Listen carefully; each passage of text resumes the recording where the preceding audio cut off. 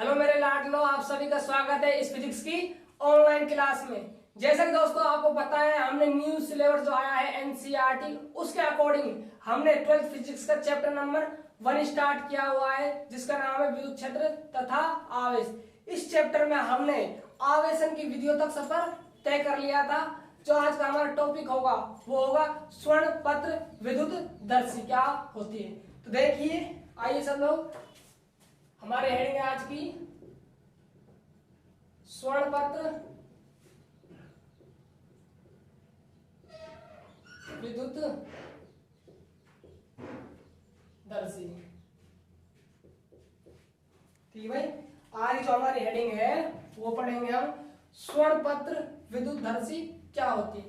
देखिए, हम नाम से ही पता करने की कोशिश करेंगे कि विद्युत दर्शी किसके बारे में बताई जा रही है, विद्युत दर्शी क्या है और स्वर्ण पत्र यहाँ पर क्या है। तो देखिए भाई, इसमें बात करता हूँ यहाँ पर विद्युत की। किसकी बात करते हैं हम? विद्युत की। तो विद्युत का मतलब क्या होता है? इस चैप्टर में क्या पढ़ रहे हैं हम? आवेश। भाई विद्युत क्या होता है? करंट ही तो है विद्युत। और करंट किससे बहता है? आवेश से। यानी कहीं ना कहीं इस चर्चा हो रही है आवेश की। आवेश। दर्शक मतलब क्या होता है? देखने वाला। क्या होता है दर्शक मतलब? देखने वाला। तो किसको देखेगा वो? आवेश को। यानी कि ऐसा उपकरण है जिसकी सहायता से हम क्या देख सकते हैं? आवेश का पता लगा सकते हैं। यानी कि मैं बात करता हूं, कहने का मतलब क्या है, ये एक ऐसा उपकरण है जिसकी सहायता से हम किसी भी वस्तु पर आवेश है या नहीं इसकी उपस्थिति का हम पता लगा सकते हैं। जैसे मान लीजिए मेरे पास एक मार्कर है, तो मुझे पता लगाना है कि इस मार्कर पर आवेश है या नहीं। तो किसकी सहायता से करेंगे आवेश पता? विद्युत दूरदर्शी, यानी कि आवेश को देखने वाली, यानी कि आवेश का पता लगाने वाली क्या कहलाएगी? विद्युत दूरदर्शी, विद्युत दर्शी कहलाती है। अब देखो यहाँ पर एक बड़ा है स्वर्ण पत्र विद्युत दर्शी। इसका मतलब क्या है? जब हमको स्वर्ण विद्युत दर्शी को समझेंगे तो यहाँ पर हम पतली पतली सोने की पत्तियां लेंगे। क्या लेंगे भाई? सोने की पतली पतली पत्तियां लेंगे। इसी के अकॉर्डिंग इसका नाम पड़ गया है स्वर्ण पत्र विद्युत दर्शी। आइए मैं आपको समझाता हूँ। देखो डायग्राम, देखो डायग्राम क्या होता है। विद्युत दर्शी, विद्युत दर्शी क्या होता है? ठीक, डायग्राम देखिए। इसमें क्या होता है भाई? एक कांच का होता है जार। क्या होता है? कांच का एक जार होता है। ये क्या है हमारे लिए? इसमें एक कांच का बना हुआ जार होता है। मैं बताऊंगा, सब चीज आपके सामने क्लियर करूंगा कांच का क्यों होता है। ठीक है, अभी आप देखिए, कांच का, ठीक है भाई, इसमें कांच का जार होता है। ठीक है, अब देखिए आगे। और इस कांच के जार में एक क्या होती है यहाँ पर भाई? धातु की छड़ होती है। किसी धातु छड़ होती है भाई? धातु की छड़ उपस्थित होती है। ये क्या है यहाँ पर? क्या है? धातु की छड़, धातु की छड़। बात क्लियर है यहाँ तक? ये क्या है? धातु की छड़ है। अब देखिए आप आगे, अब ये छड़ रखी हुई है, इसको रोकने के लिए, इस छड़ को रोकने के लिए यहाँ पर एक, जैसे मान लीजिए आप समझिए बोतल है। क्या है? आप इसको बोतल समझिए, और बोतल में आपने क्या डुबाया? कोई भी, मान लीजिए आपने कुछ भी, कैसे आप एक पतली लकड़ी ली और लकड़ी को आप उसमें ऐसे रखा, तो ये कहाँ चली जाएगी? पैंदे चली जाएगी बोतल के पे। तो कहीं ना कहीं हम उसको लकड़ी, क्या इस जो धातु की छड़ है इसको डांटना है। और डांटने के लिए हमें आप क्या यूज ले रहे हैं? गत्ता भी यूज ले सकते हो, या आप कॉर्क भी यूज ले सकते हो। क्या ले सकते हो भाई? कॉर्क भी यहाँ पर यूज ले सकते हो। कॉर्क यूज के लिए है, इसका भी बहुत अच्छा रीजन है। रीजन क्या है देखो, मैं समझाऊंगा एक चीज को, आप दिक्कत ना लीजिए। धातु की छड़ क्यों ली, कांच का जार क्यों लिया, और यहाँ पर एक कॉर्क ही क्यों लगा, मैं हर चीज का आपको रीजन बताऊंगा। आप अभी भी समझते चलिए डायग्राम में क्या क्या हो रहा है। देखो भाई, ये क्या है? आपका कॉर्क है। ठीक है, कॉर्क से क्या है? ये धातु की छड़ क्या है? रुकी हुई है। ठीक है, अब देखो, इस धातु की छड़ के ऊपर, इस धातु छड़ के ऊपर एक धातु का कैप लगा होता है। क्या लगा होता है? धातु का कैप लगा होता है। यानी कि आप टोपी देखोगे ऐसे कैप लगा होता है इसके ऊपर, धातु का कैप। ठीक है, धातु का कैप। अब देखिए आप आगे, और जो ये होती है आपकी धातु छड़ होती है, इसका जो निचला हिस्सा है यहाँ पर सोने की दो पतली पतली पत्तियां लगी हुई होती है। किस प्रकार लगी हुई होती है? देखो, ये क्या है? सोने की पतली पतली पत्तियां। लिख देते हैं यहाँ पर, सोने की पत्ती। किसकी है भाई ये? सोने की पत्ती। देखिए दोबारा समझाता हूं मैं आपको। आज हमारी हेडिंग है स्वर्ण पत्र विद्युत दर्शी। विद्युत दर्शी क्या होती है? आवेश के बारे में पता लगाना। जिस उपकरण से आप आवेश के बारे में पता लगा सकते हो वो क्या है हमारे लिए? विद्युत दर्शी है।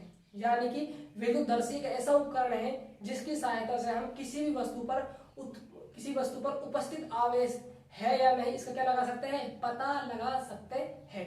किसकी सहायता से? विद्युत दर्शी की सहायता से। यदि मैं बात करता हूं इसके डायग्राम की कि विद्युत दर्शी का जो डायग्राम होता है, इसकी स्ट्रक्चर होती है वो किस प्रकार की होती है, तो देखिए इसमें कांच का जार होता है। कांच का जार क्यों लिया मैं आपको बताऊंगा, ठीक है। इसमें कांच का जार होता है और एक धातु की छड़ लगी हुई होती है, और धातु की छड़ किससे डटी होती है? कॉर्क से डटी हुई होती है। और धातु की छड़ के ऊपरी हिस्से पर धातु का एक टेप लगा हुआ होता है, और निचले हिस्से पर सोने की तो पतली पतली पत्तियां ही लगी होती है, ठीक है। अब मैं बताऊंगा सोने की पतली पत्तियां क्यों लगी होती है। तो देखिए इन सब का रीजन रहा। कांच का जार क्यों लगाया, कॉर्क क्यों लगाया, बात करो। देखो कांच का जार इसलिए लगाया है क्योंकि यदि हम आवेश से पता करेंगे किसी वस्तु को, टच कहाँ कराना है हमें वस्तु को? यहाँ पर। भाई जिस भी वस्तु को आपको पता करना है, धातु की छड़ ले लीजिए, उसे पता करना है कि इस पर आवेश उपस्थित है या नहीं। ध्यान रखना एक बात, मेरे लाडो छाप के रखना एक बात के छाप के रखनी है आपको कि जो विद्युतदर्शी होता है वो केवल आवेश की उपस्थिति का पता लगाता है कि आवेश वस्तु पर है या नहीं। ये नहीं बताता कि आवेश कैसा है, धनावेश है या ऋणावेश है। बात याद रखना कि आवेश का पता नहीं लगाता। ये जरूर बता देता है हाँ इस वस्तु पर आवेश उपस्थित है, लेकिन ये नहीं बताता कि आवेश किस प्रकृति का है, धनावेश आवेश है या ऋणावेश, ठीक है। अब देखिए आप आगे, कांच का एक जार लगा होता है। कांच का जार क्यों लिए? देखो कांच का जार, जो कांच होता है वो क्या होता है? पारदर्शी होता है, उसमें आप आर पार देख सकते हो। देखो यहाँ पर हम आवेश का पता करेंगे किस पर? सोने की पत्तियों पर। किसका पता करेंगे हम? आवेश का पता करते हैं, जिससे कि हम कांच का जार होगा तो आसानी से देख पाएंगे कि इस पर आवेश उपस्थित है या नहीं, जो भी हमने छड़ ली है। बात क्लियर है? अब देखो यहाँ पर कॉर्क क्यों लगा होता है उसका भी रीजन देखो। यदि आप यहाँ पर कॉर्क नहीं लगाओगे, ये सोने की पतली पतली पत्तियां है, तो यहाँ से क्या जा सकती है? इसके अंदर हवा भी जा सकती है, और हवा हमारे जो पाठ्यांक लेंगे हम आवेश का, उसमें क्या आ सकती है? त्रुटि आ सकती है, क्योंकि ये जो सोने की पतली पतली पत्तियां है वो हवा से क्या हो सकती है? हिल सकती है, यानी जो हमारा पाठ्यांक होगा उसमें क्या आ सकती है? त्रुटि आ सकती है। इसी के लिए इसको अंदर निर्वात बनाने के लिए किसका यूज किया जाता है? कॉर्क का यूज किया जाता है, यानी कि इसका ढक्कन इसको क्या कर दिया जाता है? यहाँ से बंद कर दिया जाता है। ये तो रीजन हो गया कॉर्क का। पारदर्शी के लिए किसको यूज करते हैं? कांच का। अब देखिए आप आगे, मैं बात करता हूँ धातु की छड़, इसकी छोड़िए ना, पहले आप सोने की पत्ती की बात कर लेते। सोने की पत्ती पतली पतली क्यों ली गई? इसका भी एक रीजन है। रीजन ये है क्योंकि सबसे अधिक किसका तन्यता गुण किसमें पाया जाता है? सोने में पाया जाता है। सबसे अधिक तन्यता गुण किसमें पाया जाता है? सोने में पाया जाता है। इसीलिए पतली पत्ते बनाने के लिए किसका यूज किया है? सोने। मैं बताऊंगा अभी आपको कि पतली ही पत्ती क्यों ली, इसका भी रीजन है। पहले आप इतना समझिए, वो जब मैं बताऊंगा कि आवेश किस प्रकार आएगा तब मैं क्लियर करूंगा उस बात को, है ना। तो देखिए ठीक, ये बात क्लियर है आपके। अब देखो मान लीजिए मुझे किसी वस्तु पर ये मार्कर है मेरे पास, ठीक है, मुझे जांच करना है इस पर आवेश उपस्थित है या नहीं। तो क्या करना है? सबसे पहले आपको मान लीजिए आपके पास वस्तु है, धातु की छड़ है, मान लीजिए धातु की छड़ है। थोड़ा सा डायग्राम सही मारते हैं, ठीक चल जाएगा। ये मान लीजिए आप धातु की, थोड़ा सा डायग्राम दिक्कत आ रही है ना, तो डायग्राम सही मारते हैं। देखो भाई मान लीजिए ये धातु की आपकी छड़ हो गई, ठीक है। ये क्या है? आपकी धातु की छड़ है, ठीक है। इस पर आपको क्या जांच करनी है? आवेश का पता लगाना है कि इस पर आवेश उपस्थित है या नहीं, ठीक है। अब देखिए मान लीजिए सपोज कीजिए इस वस्तु पर क्या है? धनावेश उपस्थित है। क्या मान लिया आपने? इस वस्तु पर क्या है उपस्थित? धातु छड़ पर धनावेश उपस्थित है। आप ऋणावेश मान सकते हो, मैंने मान लिया धनावेश उपस्थित है, ठीक है।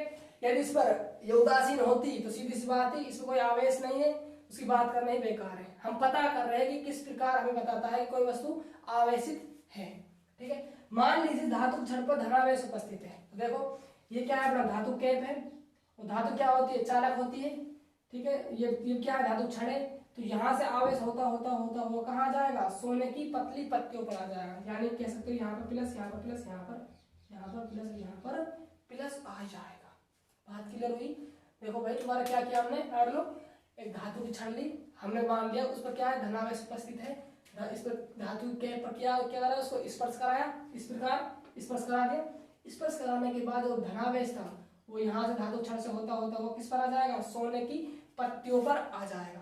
अब देखिए जरा सोचिए, हमने क्या पढ़ा था, सजातीय जो आवेश होते हैं वो परस्पर क्या होते हैं, दूसरे को प्रतिकर्षित करते हैं, और जो विजातीय आवेश होते हैं वो क्या करते हैं, दूसरे को आकर्षित करते हैं। ठीक है, अब देखिए यहाँ पर क्या है, प्लस है, इस पत्ती पर भी क्या है, प्लस है, प्लस प्लस क्या लगाएंगे, प्रतिकर्षण बल लगाएंगे। जैसे ही भी प्रतिकर्षण बल लगाएगा तो ये क्या होगा, जो सोने की पत्तियां हैं वो क्या करने लग जाएगी भाई, छोड़ने लग जाएगी। यानी कि जो सोने की पत्तियों की डिस्टेंस है वो क्या होने लग जाएगा, ज्यादा होने लग जाएगी। इसी से हम क्या पता लगा लेते हैं, वस्तु पर आवेश उपस्थित है या नहीं। यदि पत्तियां छोड़ती है तो उसका मतलब लाड लो, उस वस्तु पर क्या है, उपस्थित है, आवेश उपस्थित है। अपन ये नहीं बता सकते कि उस वस्तु पर धनावेश उपस्थित है या ऋणावेश उपस्थित है। बात क्लियर, क्योंकि प्रतिकर्षण तो ऋणावेश के मध्य भी होता है, और प्रतिकर्षण तो यहाँ पर धनावेश के मध्य भी होता है। इस पर आप कोई कमेंट नहीं कर सकते कि आवेश धनावेश है या ऋणावेश, ये जरूर बता सकते हो हाँ इस वस्तु पर आवेश उपस्थित है। सपोज कीजिए मैंने मान लिया कि इस पर क्या है, इस बार ऋणावेश उपस्थित है भाई, क्या है, ऋणावेश। ठीक है, ऋणावेश उपस्थित है, तो देखिए अब इस पर ऋणावेश उपस्थित है, तो ऋणावेश जैसे हमने टच कराया धातु की कैप पर, तो ऋणावेश क्या है, इस पे धातु छड़ से होता होता किस पर आ जाएगा, सोने की पत्तियों पर आ जाएगा। यहाँ पर ऋणावेश, यहाँ पर, यहाँ पर, यहाँ पर। बात की अब देखिए ऋणावेश आ गया, देखो सर क्या सजाते आवेश आ गए, यहाँ पर ऋणावेश है, यहाँ पर भी ऋणावेश है, तो कौन सा बल लगता है, बताओ लाड लो, प्रतिकर्षण बल लगता है। जैसे ही मतलब प्रतिकर्षण बल लगेगा तो ये क्या करने लग जाएगी, परस्पर मतलब डिस्टेंस होने लग जाएगी, यानी कि आपस में परस्पर छोड़ने लग जाएगी। मान लीजिए यहाँ पे 30 डिग्री एंगल था, इनके मध्य सपोज कीजिए 30 डिग्री एंगल था, तो ये कितना हो जाएगा, 45 हो सकता है, 60 हो सकता है, और डिपेंड करता है कि आपने उस पर कितनी देर तक वस्तु को स्पर्श करके रखा हुआ है। ठीक है, जितना आप स्पर्श करोगे उतने ही आवेश यहाँ से होते हुए कहाँ पर इकट्ठे हो जाएंगे, सोने की पतली पत्तियों पर इकट्ठे हो जाएंगे, और इकट्ठे हो जितने आवेश इकट्ठे होंगे उतना ही अधिक क्या लगेगा, प्रतिकर्षण बल लगेगा, और जितना प्रतिकर्षण बल अधिक लगेगा उतनी ही पत्तियां छोड़ेगी। ठीक है, तो देखो यहां से ऋणावेश लिया तो क्या करना कि पत्तियां छोड़ेगी, तो जैसे ही पत्तियां छोड़ने लग जाती है आपको सोने की, भाई आपका कांच का जार स्पष्ट दिखाई देगा आपको क्या क्या प्रैक्टिकल में हो रहा है, आपको सामने रखी हुई। तो जैसे ही पत्ते छोड़े तो आप समझ लेना कि वस्तु कैसी है, वो आवेशित है। लेकिन ये आप क्लियर कमेंट नहीं कर सकते कि वस्तु धनावेशित है या ऋणावेशित। बात क्लियर है। अब देखो मैं बात कर रहा हूं कि हमें सोने की पतली पत्तियां क्यों यूज ली। पहला बात तो है कि हमें पतली पत्तियां चाहिए, और पतली पत्ती किससे बनाई जा सकती है, सोने से बनाई। क्या होता है दोस्तों, बहुत सारे बच्चे कमेंट कर देते हैं कि सर जी ऐसा हो रहा होगा जिसने प्रयोग दिया है, जिसने विद्युतदर्शी दिया है आवेश पता करने के लिए, वो बहुत बड़ा अमीर आदमी होगा, उसके पास पैसे वैसे होंगे, जिसके लिए उसने किसकी यूज की, पत्तियां, सोने की पत्तियां यूज की। ऐसा बात नहीं है भाई, ऐसा बिल्कुल नहीं है। देखो क्यों नहीं है, सोने की पत्ती पतली इसलिए यूज ली क्योंकि सोने में तन्यता का गुण पाया जाता है। पहली बात तो ये, पतली ही पत्ती क्यों चुनी, इसका रीजन समझो। मान लीजिए आपने जिस धातु की छड़ को यहाँ पर स्पर्श कराया है धातु की कैप पर, उससे यहाँ पर इलेक्ट्रॉन होते हुए इस पर इकट्ठे हो गए सोने की पतली पत्तियों पर। मान लीजिए वहां से आपके 5 इलेक्ट्रॉन आए, कितने इलेक्ट्रॉन है, 5 इलेक्ट्रॉन यहाँ से आगे इस पर इकट्ठा हुए। ठीक है, अब मान लीजिए 5 इलेक्ट्रॉन इकट्ठा हुए, तो ये पतली पतली पत्तियां हैं, तो क्या लगेगा, प्रतिकर्षण बल लगेगा।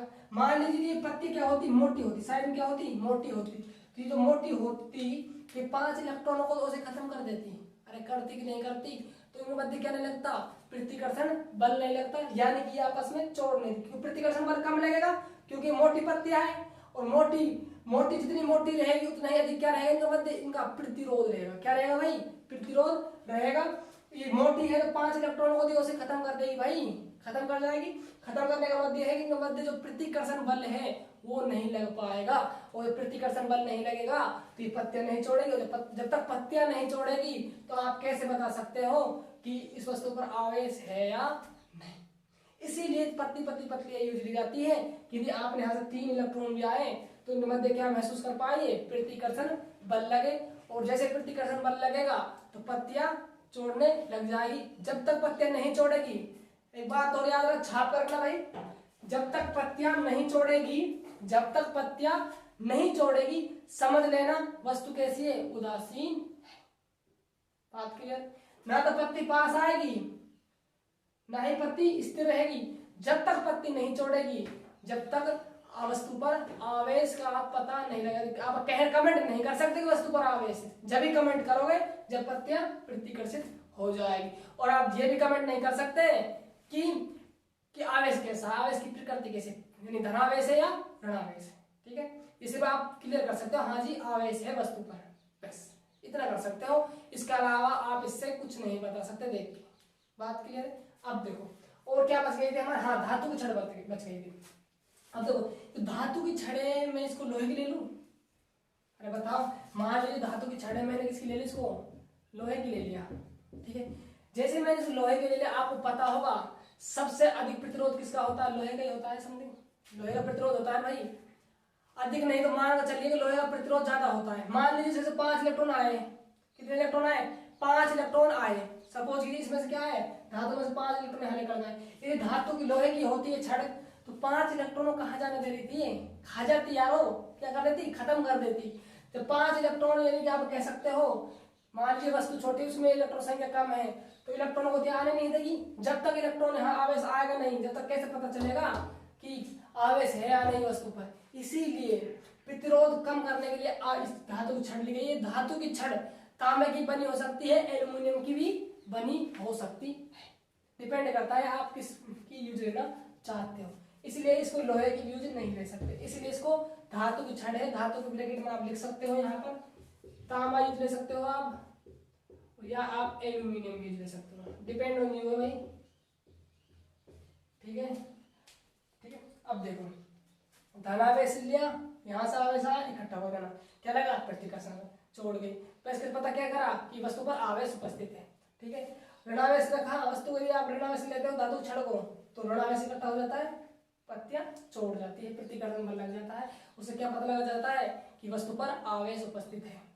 बात की है, देखो मैं लिखता हूं, आप बात की जाए स्वर्ण पत्र, हेडिंग डाल लीजिए भाई, स्वर्ण पत्र विद्युत दर्शी। अभी डायग्राम शो नहीं करना है आपको, जब तक मैं नहीं बोलूंगा ना, आप फिलहाल हेडिंग डालिए स्वर्ण पत्र विद्युत दर्शी।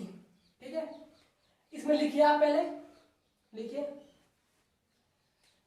आप इसमें, लिखो भाई, यहां से स्टार्ट करना, लिखना है ना, लिखो स्वर्ण पत्र विद्युतदर्शी क्या काम करती है, किसी वस्तु पर आवेश की उपस्थिति का पता लगाती है। लिखो स्वर्ण पत्र विद्युतदर्शी वह उपकरण है, लिखिए मैं बोलता हूं आप लिखिए, स्वर्ण पत्र विद्युतदर्शी वह उपकरण है जिसकी सहायता से, स्वर्ण पत्र विद्युतदर्शी वह उपकरण है जिसकी सहायता से, स्वर्ण पत्र विद्युतदर्शी वह उपकरण है जिसकी सहायता से किसी वस्तु पर उपस्थित है, जिसकी सहायता से किसी वस्तु पर उपस्थित आवेश का पता लगाया जा सकता है। स्वर्ण पत्र विद्युतदर्शी वह उपकरण है जिसकी सहायता से किसी वस्तु पर उपस्थित आवेश का पता लगाया जा सकता है।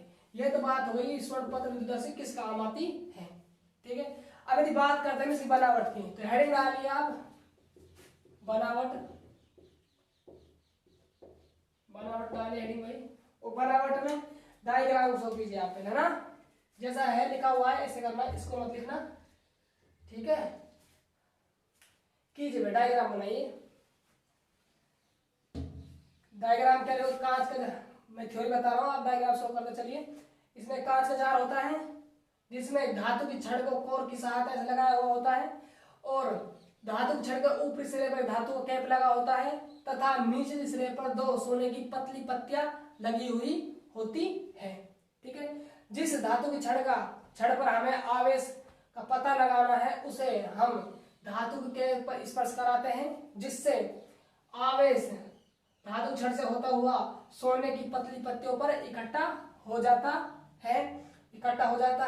जैसे सोने पत्ते में इकट्ठा हो जाता है, सजातीय आवेश होने के कारण, ठीक है, सजातीय आवेश होने के कारण सोने की पतली पत्तियां क्या करती है, उसको प्रतिकर्षित करती है, प्रतिकर्षित करती है, जिससे पता चलता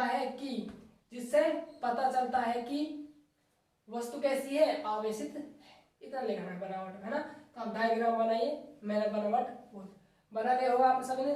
तो लिखिए भाई बनावट डायग्राम सो नीचे लिखिए, आप लिखिए स्वर्णपत्र विद्युतदर्शी में, लिखिए स्वर्णपत्र विद्युतदर्शी में, स्वर्णपत्र विद्युतदर्शी में एक कांच का जार होता है। स्वर्णपत्र विद्युतदर्शी में एक कांच का जार होता है, कांच का जार होता है, जिसमें धातु की छड़ कॉर्क की सहायता से लगी हुई होती है, जिसमें धातु छड़ में आप ब्रैकेट में लिख सकते हो तांबा या एल्यूमिनियम, ठीक है। कांच का जार होता है जिसमें धातु की छड़ कॉर्क की सहायता से लगी हुई होती है, जिसमें धातु की छड़ कॉर्क की सहायता से लगी हुई होती है, ठीक है। तथा धातु की छड़ के ऊपरी सिरे पर एक धातु का कैप लगा होता है। धातु की छड़ के ऊपरी सिरे पर धातु का एक कैप लगा हुआ होता है, ठीक है। तथा निचले सिरे पर दो सोने की पतली पतली पत्तियां लगी हुई होती हैं, तथा धातु की छड़ के निचले सिरे पर दो सोने की पतली पतली पत्तियां लगी हुई होती है। ये तो क्या हो गई दोस्तों, इसकी बनावट हो गई। आगे डालिए कार्य किस प्रकार करता है, कार्य विधि। आगे हेडिंग डालिए, हमने देखा इसका उपयोग क्या है, विद्युतदर्शी का उपयोग क्या है, इसकी सहायता से हम किसी वस्तु पर आवेश की उपस्थिति का पता लगा सकते हैं कि उस वस्तु पर आवेश है या नहीं। फिर उसके बाद हमने किसकी बनावट की इसकी स्ट्रक्चर किस प्रकार होती है, तो हम बनावट में डायग्राम शो किया, इसमें जो हमने काम किया था वो काम लिखा, ठीक है। उसके बाद देख रहे हैं कि काम किस प्रकार करता है, और काम किसके अंदर आता है, कार्य विधि के अंदर आता है। तो अब हेड डालिए कार्य विधि, ठीक है। अब देख कार्य विधि, देखो कार्य विधि क्या लिखा है, जिस धातु की छड़ बोल सकते हो या वस्तु बोल सकते हो, ठीक है। जिस वस्तु पर ऐसे लिख सकते हो, जिस वस्तु पर आवेश की उपस्थिति का पता लगाना है उसे सर्वप्रथम धातु की कैप पर स्पर्श कराते। आप लिखिए इतना पहले, ठीक है। लिखो जिस वस्तु पर, लिखिए जिस वस्तु पर आवेश की उपस्थिति का पता लगाना है, जिस वस्तु पर आवेश की उपस्थिति का पता लगाना है उसे सबसे पहले धातु की कैप पर स्पर्श कराते हैं, ठीक है। जिस वस्तु पर आवेश की उपस्थिति का पता लगाना है उसे सबसे पहले धातु की कैप पर स्पर्श कराते हैं। उसके बाद आवेश धातु की छड़ से, आवेश की बात की है मैंने, ये नहीं बताया कि मैंने कौन सा आवेश आ रहा है, ऋण आवेश आ रहा है या धन आवेश आ रहा है, ठीक है। डिपेंड करता है, हमने माना इस ऋण आवेश है तो ऋण आवेश आया, ठीक है। तो धातु की छड़ से आवेश होता हुआ इसके बाद धातु की छड़ से आवेश होकर, इसके पश्चात धातु की छड़ से आवेश होकर सोने की पतली पत्तियों पर आ जाता है। इसके पश्चात धातु की छड़ से आवेश होकर सोने की पतली पत्तियों पर आ जाता है, ठीक है। आवेश आ जाता है। सजातीय आवेश होने के कारण याद रखना, यहाँ पर हमेशा सजातीय आवेश इकट्ठा हुए, क्योंकि यह हमेशा क्या बताती है, आवेश बताती है कि आवेश वस्तु है या नहीं, ये नहीं बताएगी कि धन आवेश है या ऋण आवेश है। बात क्लियर है। तो लिखिए यहाँ पर सजातीय आवेश इकट्ठा होने के कारण, सजातीय आवेश इकट्ठा होने के कारण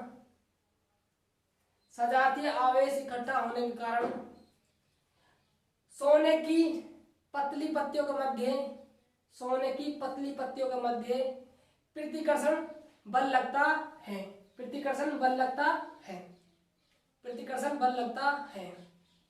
अर्थात देखिए आगे प्रतिकर्षण बल लगता है, अर्थात जो ये प्रतिकर्षण बल लगता है, अर्थात जो ये प्रतिकर्षण बल लगता है, अर्थात जो ये प्रतिकर्षण बल लगता है, या दोनों पत्तियों के मध्य की दूरी बढ़ती है, जो इनके मध्य प्रतिकर्षण बल लगता है, या दोनों पत्तियों के मध्य की दूरी बढ़ती है, दोनों पत्तियों की मध्य की दूरी बढ़ती है, जो कि यह बताती है, जो कि यह बताती है कि वस्तु आवेशित है, जो कि यह बताती है, जो कि यह बताती है कि वस्तु क्या है, आवेशित है, जो कि यह बताती है कि वस्तु कैसी है, आवेशित है।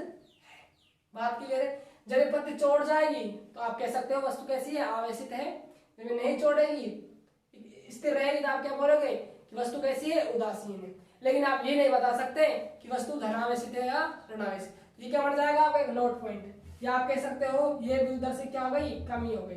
क्या हो गई भाई, कमी हो गई कि विद्युतदर्शी की सहायता से हम ये नहीं पता लगा सकते कि वस्तु पर आवेश की प्रकृति कैसी है। प्रकृति का मतलब क्या है मेरा, धनावेश व ऋणावेश से। बात क्लियर है। तो नोट पॉइंट डालिए, लिखिए आप, देखो विद्युत स्वर्णपत्र विद्युतदर्शी, स्वर्णपत्र विद्युतदर्शी की सहायता से, स्वर्णपत्र विद्युतदर्शी की सहायता से यह पता नहीं किया जा सकता, स्वर्णपत्र विद्युतदर्शी की सहायता से यह पता नहीं किया जा सकता, यह पता नहीं किया जा सकता कि, यह पता नहीं किया जा सकता कि वस्तु पर आवेश की प्रकृति, प्रकृति के ब्रैकेट में लिख लेना भैया, धनावेश व ऋणावेश। ठीक है, धनावेश, आवेश की प्रकृति, धनावेश, लेकिन धनावेश व ऋणावेश है। आवेश की प्रकृति का पता नहीं लगाया जा सकता। ठीक है, बात क्लियर हुई। ठीक है, देखो विद्युतदर्शी की पहली बात, स्वर्णपत्र विद्युतदर्शी नाम क्यों पड़ा इसका, इस पर डिस्कस हुआ। विद्युत का मतलब क्या, आवेश, दर्शी का मतलब देखने वाला, आवेश को देखने वाला। स्वर्णपत्र का यूज क्यों लिया गया, क्योंकि इसमें जो पत्तियां है वो किसकी बनी हुई है, सोने की बनी हुई है, इसीलिए इसका नाम क्या पड़ गया, स्वर्णपत्र विद्युतदर्शी पड़ गया। बात क्लियर है। अब देखो आगे, हमने इसमें क्या बनावट देखी, इसकी बनावट में क्या था, एक कांच का जार होता है, एक धातु छड़ लगी होती है जिसको कॉर्क सहायता से काटा गया है, और एक निर्वात बनाया गया है। क्योंकि निर्वात नहीं होगा, हवा से क्या हो सकती है, पत्तियां पाठ्यांग टूट जा सकती है, जो कि हम पाठ्य खाना चाहिए। बात क्लियर हुई। सोने की क्यों लगी, क्योंकि सोने क्या तन्यता गुण पाया जाता है। पतली क्यों लगी, यदि मोटी लेते तो क्या होता है, यहाँ पर जो आवेश आता वो क्या हो जाए, अब्जॉर्ब हो जाता है, यानी कि यहाँ पर इनको ये आवेश क्या कर लेती, समाहित कर लेती, यानी कि इनको जो प्रतिकर्षण बल लग रहा है वो नहीं लग पाता, इसलिए पतली पतली लगी है। बात क्लियर है। उसके बाद धातु टेप लगाया होता है, वस्तु को लाता है, इसकी जांच करनी है, आवेश देखना है जिस पर, उसको लगाया, आवेश देख लिया था। जब तक ये प्रतिकर्षण प्रतिकर्षित होगी तब क्या होगी, वस्तु आवेशित होगी। यदि प्रतिकर्षित नहीं होगी तो वस्तु कैसे होगी, उदासीन होगी। बात क्लियर। इससे यही पता लगाया जा सकता है कि वस्तु आवेशित है या नहीं, इससे ये नहीं पता लगाया जा सकता कि वस्तु धनावेशित है या ऋणावेशित। ये क्या होगा, इसकी कमी बन गई। बात क्लियर। तो हमने क्या पढ़ा आज, स्वर्णपत्र विद्युतदर्शी हमारा कंप्लीट हो गया। इसमें हमने उसका उपयोग भी देख लिया, क्या उपयोग आता है इसका। उसके बाद हमने बनावट लिखी, बनावट डायग्राम शो किया, शो करने के बाद हमने इसकी थ्योरी लिखी। उसके बाद हमने देखा कि कार्य कैसे करती है। ठीक है, इसी कार्य विधि पढ़ी। ठीक है, उसके बाद नोट पॉइंट था, वो नोट पॉइंट आपको लिखवा दिया। इससे ये क्या होगा, इसकी कमी कह सकते हो आप, है ना, ये क्या है, कमी है। ठीक है भाई, तो ये क्या था आज हमारा स्वर्णपत्र विद्युतदर्शी कंप्लीट हो गया है। तो दोस्तों यदि आपको हमारे वीडियो अच्छे लगते हैं तो जितना हो सके आप इस वीडियो को शेयर कीजिए, लाइक करो आप, और जितना हो सके यदि आप कोई भी प्रॉब्लम आती है किसी प्रकार की, ठीक है, तो आप कृपया करके कमेंट जरूर कीजिए। ठीक है, जिससे कि हमें पता लगे कि आपका रिस्पॉन्स किस प्रकार का रहा है, आपको कौन सी कमी नजर आ रही है। जो भी आपको कमी लगे तो आप कमेंट अवश्य करें। ठीक है दोस्तों, मिलते हैं नेक्स्ट क्लास में। Bye bye, take care.